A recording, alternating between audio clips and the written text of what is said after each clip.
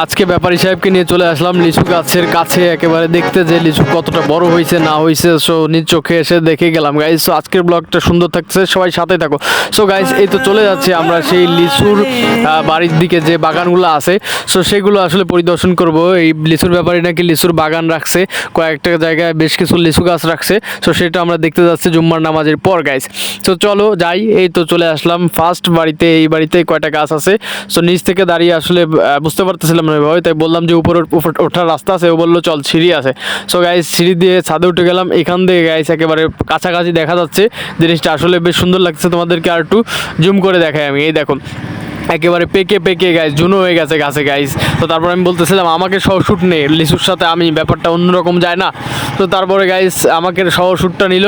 তারপর আর কি গাইজ, এখন আর পারার কোনো ওয়ে নাই, তাই আমরা সময় লস না করে লিচু না খেতে পেরে গাইজ চলে আসলাম। আর আমার আর লিচুর ব্লগ আজকে কেমন লাগলো অবশ্যই কমেন্টস করে জানাবা।